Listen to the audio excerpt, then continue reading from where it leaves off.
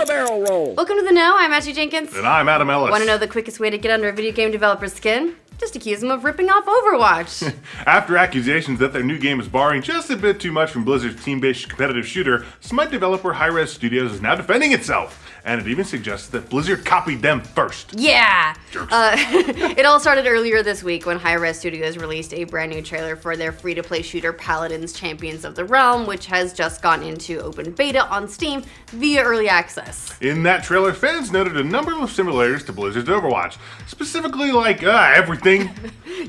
Nothing much, just all of it. Even a quick glance at the new trailer is enough to let you know that this game has a dwarf champion who builds turrets, Voice actors even similar. a champion who hooks opponents with a chain, a generic soldier, an ice shooting champion, and a big ol' knight champion who shields his teammates and charges enemies to pin them to walls, just to name a few. Those might sound familiar if you've ever heard of Overwatch. That doesn't sound like another super popular game at all. No. However, studio founder CEO Todd Harris thinks these are merely coincidences, of course, and took Reddit in a massive post to defend Paladins from numerous critics on the internet. Writing long-winded rebuttals may be his ult because the Reddit thread is kind of a doozy.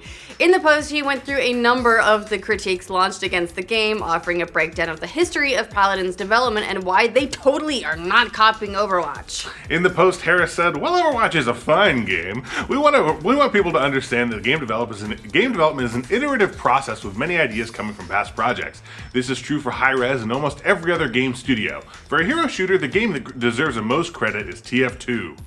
Yeah, I mean, he's like, we didn't steal from Overwatch, we stole from Team Fortress. According to HiRez, Paladins' origins date back as far as 2005, when they started work on a previous class-based shooter called Global Agenda, which took a lot of inspiration from Team Fortress 2. Over the next 10 years, they took ideas from Global Agenda, Smite, and an abandoned class-based shooter in a fantasy setting called Arum, and turned those into Paladins. But they ran into a bit of a problem when Overwatch was announced. Harris said, "We were shocked and not sure what direction to take. We were already so far along with Paladins, but we didn't want to compete directly against Blizzard." Yeah, that's always Probably a smart idea. choice. They tried a number of changes, but playtests always came back with testers preferring the old way the game had played. Eventually, they decided, quote, "Screw it," and just made what we thought best and closest to our original vision, even if people would think it's too close to Overwatch, which they do. Those explanations might have sufficed for some, but then Harris continued to take his Reddit post further by breaking down the actual similarities between the games. After taking apart all of Overwatch's 100 abilities, and he says only 6 were seen in Overwatch prior to Paladins. In fact, he indicates that if anyone's copying, it's Overwatch. He lists out the similarities that Overwatch has with other shooters, including the aforementioned Global Agenda, which HiRez Studios released in 2010. Harris uploaded footage to YouTube specifically to show all the things that were in Global Agenda years before they appeared in Overwatch. That's how much they care about this. They made a whole video about it. We didn't copy Blizzard. Blizzard copied us! And then we copied ourselves. Again. Yeah. So there are kind of two separate discussions that are going on here. On the one hand, there's the whole matter of whether or not Paladins is ripping off of Overwatch, or if Overwatch is ripping off Global Agenda, or if they're all just ripping off Team Fortress 2. But on the other hand, there's also the debate, does this even matter in video game development at all? As for the first discussion, Harris makes a number of fair points about things that Overwatch is already borrowing from a number of other games that came before it.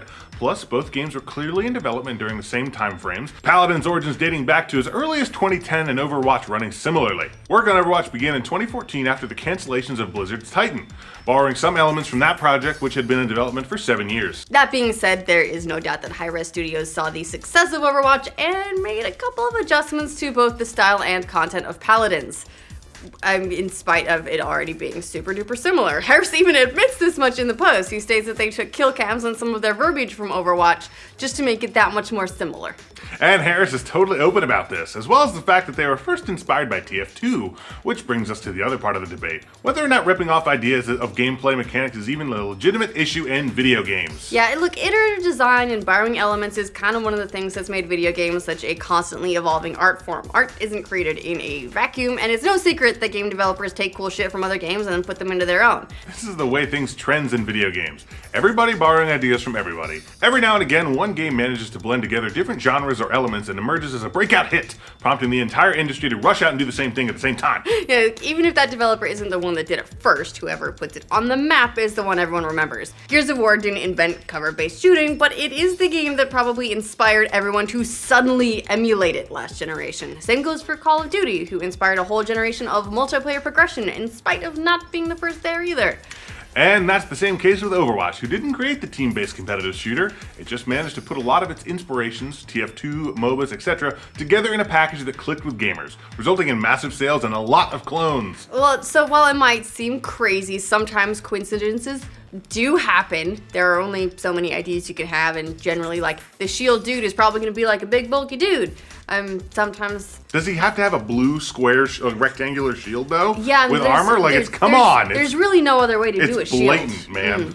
Look, often developers, they can kind of see trends happening at the same time, and so they all start moving in the same direction, and then they kind of awkwardly get to the point where they realize they made the same game. I mean, there's not quite the same, but Paragon, Gigantic, Battleborn, Paladins, Overwatch, they're all games that are cut from the same cloth. They very different patterns. Some are floral, some are more elaborate than others, but they're all from the same cloth at least, and they've all been in concurrent development over the last couple of years. So they're a great example of that sort of ideas leading to the same place. It just so happens with that one of those was created by one of the biggest and most successful video game developer on the planet, leaving not much room for anybody else. Rip Battleborn. Oh.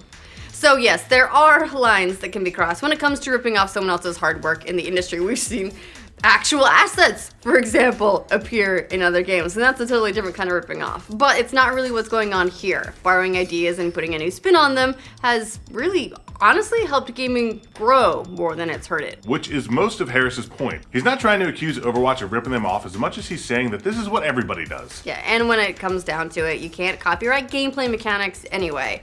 That was reinforced by a Texas court decision made earlier this year when a judge ruled that the creators of board game Bang couldn't sue another board game maker for a similar game with different art aesthetics.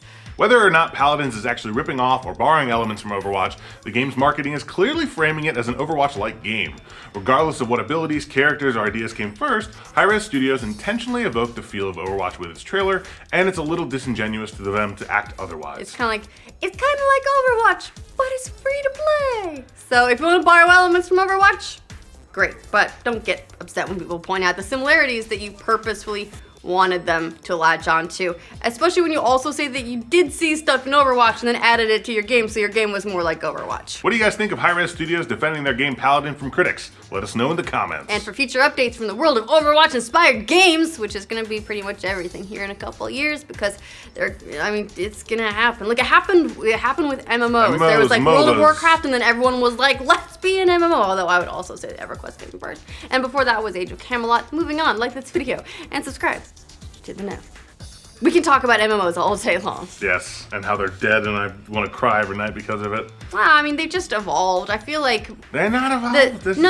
I just mean that, like, in the ecosystem of the genre that everyone is trying to do now and no one's having a lot of success with because the giants already exist, that's MOBAs now. It was but MMOs. I need more MMOs regardless of this. I don't care about MOBAs. They moved on to a genre I don't fucking care about. Don't you just want MMO? Like, your one happy MMO that you love and spend all your time in? I need a lot because I am of an attention span of like a toddler. I can play a game for like 6 minutes and then be like, that was fun, let's do another.